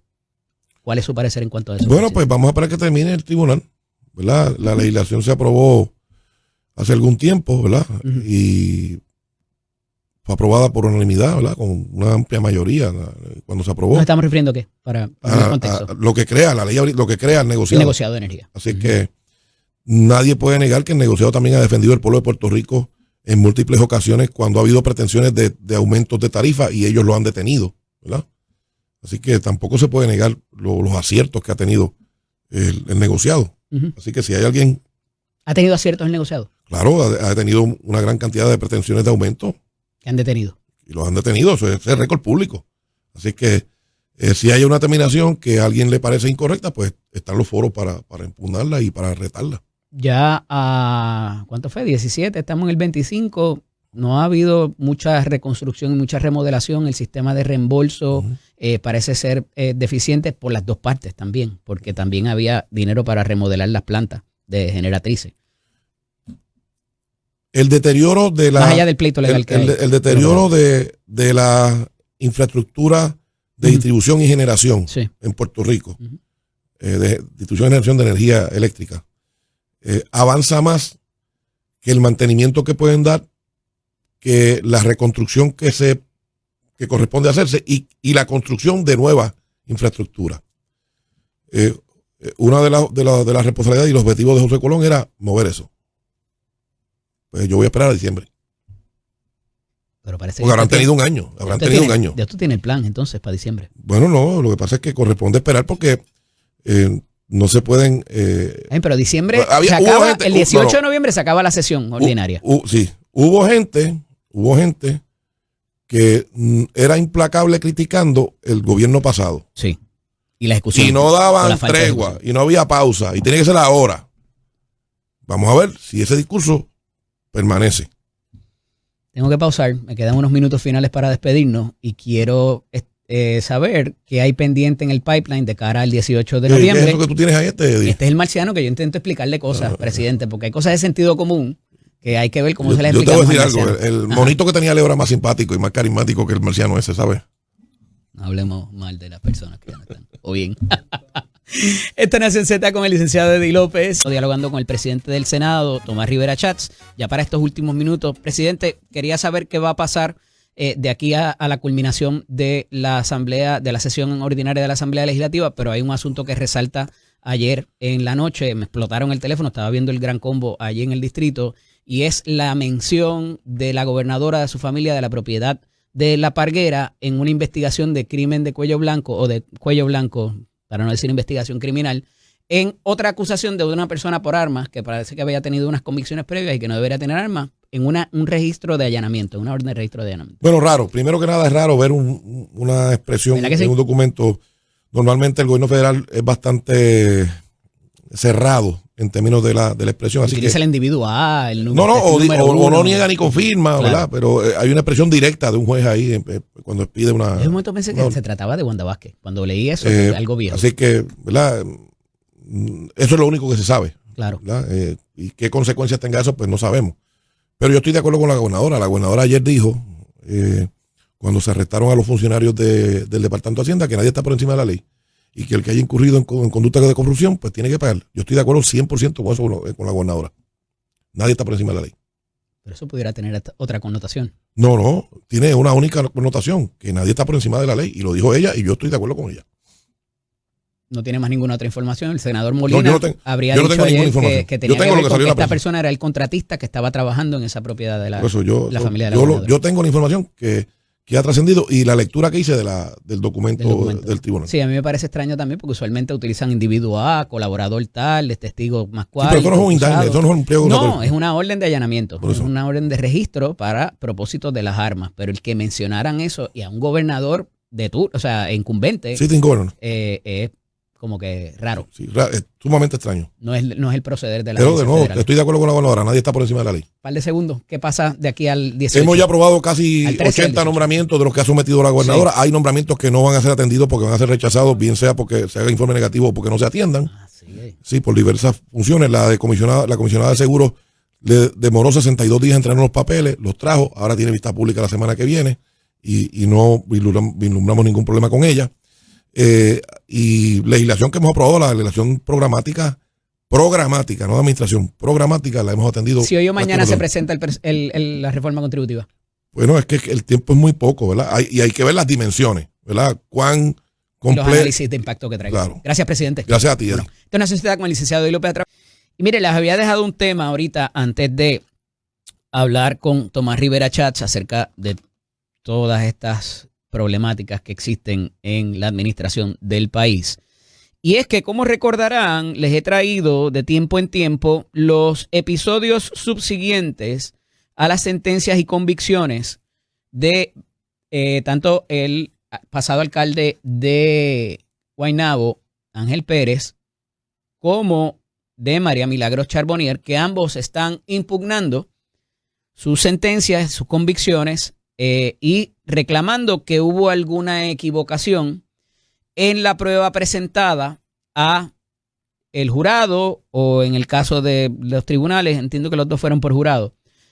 No obstante, este planteamiento que se lleva ayer y que provoca una vista argumentativa en el tribunal apelativo allá en Boston, que es el circuito, el primer circuito, que es el que corresponde a la jurisdicción de Puerto Rico, y eso tiene unas razones muy particulares. Mucha gente se pregunta por qué no Florida, que está más cerca, por qué no Nueva York o Washington, pero Boston particularmente, cuando estaban trabajándose aquí la industria del azúcar, muchos de los inversionistas de las centrales azucareras, o todos debo decir, tenían sede en Massachusetts, en Boston.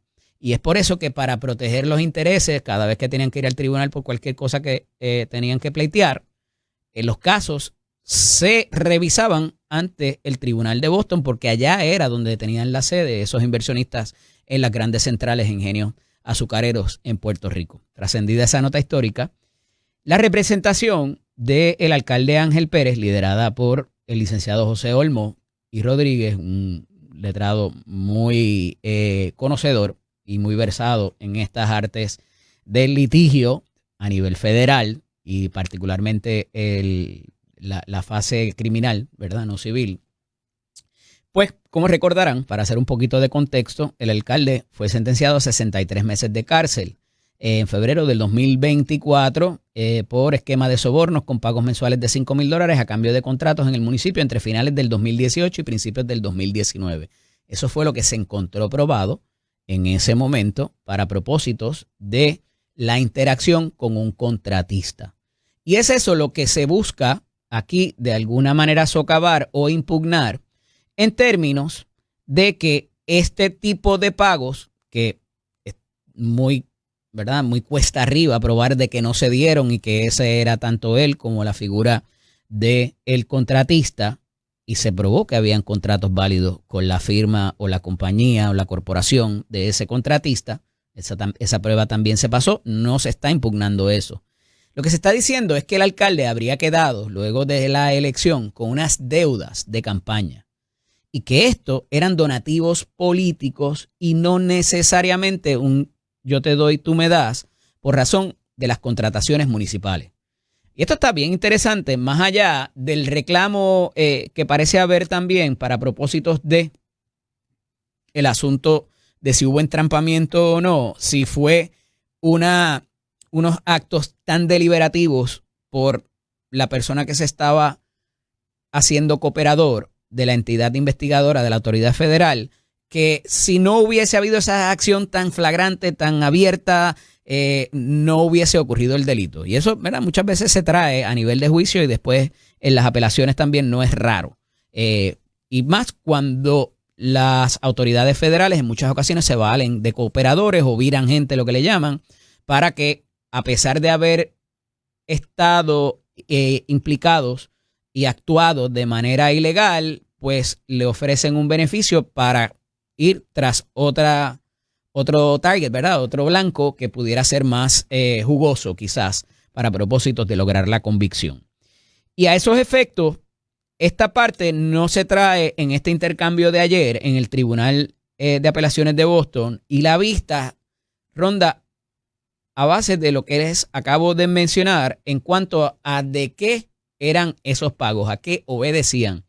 Y el juez Barron, particularmente, que es parte del panel que está viendo esta apelación y fue quien provocó que se diera esta vista, que son raras. Esto usualmente no acontece ni en los tribunales apelativos o supremos de Puerto Rico, ni mucho menos en el circuito federal, por razón de que de ordinario son un tribunal de récord y ellos les gusta mantenerlo así o prefieren mantenerlo así para que no se traigan cosas nuevas, ya sea por la vía verbal, porque no se consideran cosas nuevas. Tú tienes que traer aspectos de lo que ocurrió abajo en esa sala de primera instancia, en este caso el Tribunal de Distrito de San Juan, donde se vio el caso de Ángel Pérez, y no puedes sacar y traer cosas nuevas a menos que hayan sido cosas, ¿verdad?, que se debieron haber sabido, pero que por alguna circunstancia no se supo o no propendió a que la fiscalía proveyera para que se pudiera defender el imputado. Esto para los procesos apelativos. Pero se cita esta vista y el juez Barron particularmente le hace unas preguntas muy puntuales a la representación de Ángel Pérez en cuanto a cómo, si de alguna manera esto no debía interpretarse como el asunto del quid pro quo, lo que se llama yo te doy, tú me das, porque se mantenía el contrato válido mientras me estuvieras haciendo los pagos, ¿verdad? Y le hacen la pregunta al licenciado Olmo en términos de si él sabía de algún otro, no quiero decir esquema, porque esto quizás, el ser una contribución política, entonces tendría otra connotación casi a nivel administrativo por donaciones no contempladas en los registros de las campañas, ¿verdad? Y es la famosa ley 22 o 222 de financiación de campaña, que tiene otro espectro. Entonces, no fue porque yo te di el contrato y te otorgué el contrato y no te lo quité siempre y cuando me hicieras el pago, sino que esto obedecía a que había sido un contribuyente de la campaña del alcalde, tuviera o no contrato, y que me iba a ayudar con esa deuda con la cual yo me quedé. Y eso pues pudiera tener unas connotaciones de multas y demás, pero no de un caso criminal, y mucho menos una convicción y una sentencia. Entonces, se está buscando atacar este asunto del pago de los $5,000 bajo ese palio. Y de nuevo, eso se trajo en el caso cuando se vio por primera vez, ¿verdad?, en el tribunal, pero se entendió y hubo unas directrices del juez o la juez que vio el caso en ese momento de que no se le iba a dar paso a esos procesos, ¿verdad?, o a ese tipo de argumentación, porque pues estaba el contratista se había hecho cooperador, el alcalde en un momento también cooperó y grabó al contratista sin saber que los dos estaban grabando uno al otro, y que quedaba bastante claro el issue de los días en que se hacían los pagos que tenían que ver con los desembolsos de de este tipo de contribución o de desembolso de dinero puro, ¿no? Y a esos efectos, pues el panel de jueces hace la pregunta, o sea, tú me puedes traer otro tipo de caso en donde se haya concedido en términos de que esto ocurrió por ayudarlo en la campaña y no porque le mantenía vivo el contrato ni que se estaba beneficiando de ese contrato. El licenciado Olmo dijo que no podía traer un ejemplo en ese momento allí, en esa vista argumentativa. La fiscalía o el abogado que está llevando el proceso apelativo a nombre del Departamento de Justicia Federal indicó que es razonable concluir que el jurado en ese caso pudo haber determinado que la totalidad de los pagos no fueron contribuciones políticas, sino pagos como parte de un esquema de conspiración, soborno y comisiones ilegales, kickbacks en inglés. Y entonces, pues, obviamente está haciendo el planteamiento de que, mira, era por la evidencia presentada. Es bastante razonable decir que una cosa tenía que ver con las otras. Evidentemente aquí los jueces de ese panel tenían dudas sobre este aspecto, porque para eso fue la vista argumentativa. Así que más allá de haber acogido el recurso de apelación, que no estaban obligados para hacerlo, y hay un % bien bajo de este tipo de casos que se revisan, y los errores que se señalan también, se toma en consideración, la apelación se acogió. Se está, como dice el americano, entreteniendo, o sea, se está mirando, se está evaluando por parte de los jueces y tenían preguntas y tenían dudas en cuanto a este aspecto de si era un famoso kickback o si por el contrario era una contribución política. Esto se ha dado en otros casos a nivel estatal también para propósitos de explicar ciertas cantidades de dinero que no se han llevado al registro electoral y a los informes electorales. Eso la ley estatal lo castiga con multa, pero no con convicción de cárcel. Y a esos efectos, pues es un poco la línea que se intenta traer por parte de la representación legal del alcalde Ángel Pérez. Veremos a ver qué decide particularmente la judicatura, o sea, el panel de jueces del Tribunal Apelativo allá en Boston, en cuanto a este aspecto y los otros que se levantan también en la apelación del alcalde Ángel Pérez, que ya entiendo, ya lleva año y pico, si mi memoria no me falla, y que con las bonificaciones de ¿verdad? De ciertas cosas que pasan cuando están reclusos, pudiera estar próximo a salir. Lo que pasa es que si se levanta la convicción, como ocurrió en un momento y justificadamente del ex senador Héctor Martínez, evidentemente, pues hay unas consideraciones que se borra todo eso y para trabajar después, para limpiar obviamente la reputación de él y de su familia y toda la consideración que queda pendiente, ¿verdad? O sea que esto pudiera resolverse inclusive ya cuando él termine de cumplir su sentencia, pero tiene un impacto en muchas otras cosas, inclusive en las multas que le impusieron de dinero que tiene que devolver y todo lo demás. Así que veremos a ver qué decide el Tribunal de Apelaciones de Boston en este respecto para propósitos de ver cómo volaría estos planteamientos que se hacen conforme a lo que el jurado decidió, lo que la fiscalía presentó. Y un poco sin salirme del aspecto de los tribunales, pero regresando al caso de la violencia en Aybonito, siguen surgiendo inconsistencias en cuanto a la prueba presentada por la fiscalía y expresiones que ya no solamente, como decía ayer, están haciendo los oficiales investigadores para propósitos de ver qué pasó allí y con qué evidencia se cuenta, pero también hubo unas expresiones del pasado fiscal del caso, Orlando Velázquez Reyes, quien afirmó el martes, no, ese es el de ahora, Orlando Velázquez Reyes es el de ahora, y afirmó que el martes no se radicarían más cargos criminales por el asesinato en Aybonito de la adolescente Gabriela Nicole Prats Rosario. El jefe de los fiscales de justicia, Juan Rubén Ramos García, aclaró que dicha determinación no es final. Entonces, ¿es lo que dice el fiscal de sala? ¿O pudiera esto agravarse por ciertas cosas que han pasado sobre la marcha y que quizás aquí pudiera haber responsabilidades? Todavía he insistido en esto. No se sabe qué va a pasar con el joven que también apuñalaron. Los golpes que tenía Antoniesca Avilés Cabrera, los golpes que tenía Elvia Cabrera, su madre, y pudiera haber otras responsabilidades de otras personas que estuvieron allí presentes y que actuaron o no actuaron, que parece estar en hold. De nuevo, y lo mismo que les recalqué ayer, en esta etapa de los procedimientos, la Fiscalía no está obligado a presentar todos los testimonios que presentaría en juicio, solo los que sean estrictamente necesarios. Pero, si hay inconsistencias en la narrativa y la prueba, ya sea testimonial, documentos, de pietaje de cámaras, de fotografía, lo que sea, está obligada a compartirlas con la defensa, con la representación de ambas imputadas de delito. Y el no hacerlo pudiera tener unas consecuencias graves para los fiscales. No solamente que el caso se caiga. Lo que dice el fiscal el jefe de fiscales es que si existe la posibilidad de que en un momento dado surgiera otra persona por cualquier acto delictivo, no necesariamente el dar muerte con premeditación y voluntad, ¿no?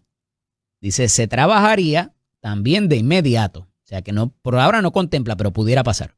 Obviamente, ya saben que el caso se está viendo en los tribunales y que de las interioridades del caso no es responsable que hable, dice el jefe de los fiscales. Obviamente por lo que pasó con el agente investigador, que hizo unas expresiones a la prensa en días pasados o en semanas pasadas, que parecía ser distinta a la narrativa que se ha llevado en esa hoja de denuncia y de los testigos que inclusive se han contradecido allí en el tribunal, o se han contradicho, debo decir, las dos maneras está bien dicho, pero bueno, superado eso. Tienen ahí ya unas inconsistencias dentro del mismo testimonio que presentan los fiscales. Pero más allá de eso, el oficial que investigó, que habló con gente, que habló con presentes, que vio la prueba, parece no estar de acuerdo con la narrativa que está en el papel de la denuncia y de lo que se ha presentado en sala. Y evidentemente la abogada o las abogadas tienen que hacer su trabajo. Son abogadas de la Sociedad para la Asistencia Legal porque, por lo menos para propósitos de la joven, se demostró indigencia, que no puede sufragarse su propio abogado, y por eso entra a la Sociedad de Asistencia Legal, que son unos abogados extraordinarios y son muy preparados. Es tremenda escuela para cualquier abogado que quiera desempeñarse en el derecho criminal.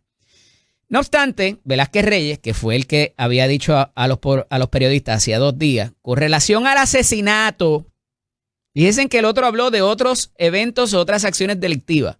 Dice, con relación al asesinato, nosotros no vamos a acusar a más nadie. Dejando saber que la responsabilidad exclusiva hasta ahora, la narrativa de la fiscalía y de la denuncia, es sobre Antoniesca y sobre Elvia, su madre. Hay otra investigación pendiente, nos dijo. Y hay unos cargos que están pendientes, pero en el asesinato, para fines de nosotros y para fines de la policía, ya está esclarecido. Esa es la narrativa, por ahí es que vamos, por mucho que los testigos sean inconsistentes en su relato, por ahí es que va.